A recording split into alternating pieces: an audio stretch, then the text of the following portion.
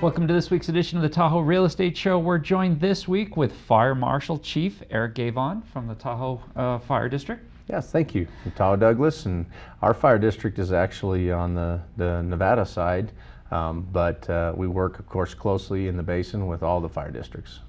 Well, this is a real estate show, and we thought we'd promise that we'd ask some real estate themed questions for folks that are maybe planning to put their house on the market. What are some tips that the fire district would offer to improve home value and curbside appeal? Well, one of the things that they can do is, open up the canopy so the house can be seen. The curb appeal is really, that will help with fire safety. Removing some of the shrubs, isolating the fire, the fuels, just limiting some of the plants. So general maintenance, just clean up get the dead branches out of there. That helps with fire safety because that's extra fuel that's not needed. It doesn't look good. Raking up the pine needles, getting them off the ground and away from the house, that helps with fire safety. So it does add to the attractiveness of the home, but it also helps with fire safety. Usually you think of BMPs and you think of the TRPA and maybe the Conservation District, but also the fire district. Why is that? Yeah, well, a lot of the things that we work closely together. After Angora fire, there was a lot of differences in opinion. Part of it, of which was, like I talked about earlier, with raking the pine needles.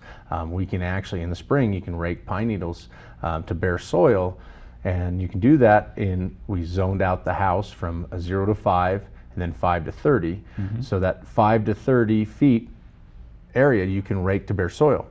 The BMPs have to do with runoff from the home and that type of stuff, and that's usually you'll have like a rock moat around your home.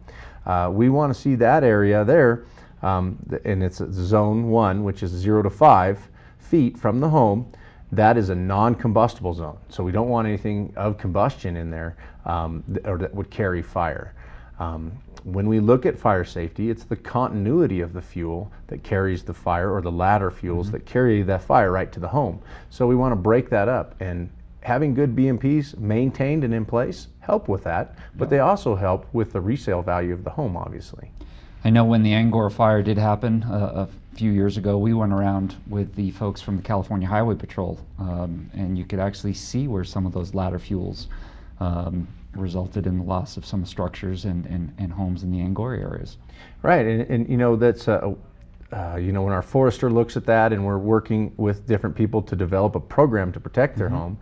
You want a mosaic pattern. You don't want to have a continuous pattern of fuel that goes in there, and that's probably what a lot of people like nature. We want to have nature there, but you want to also maintain those plants, keep them separated, about 2 times the plant height to the next plant. So if you have manzanita fields or something like that, or you want to break those and just isolate some of that plant, and it looks more aesthetically pleasing, and it of course, most importantly, helps with fire safety. Sure.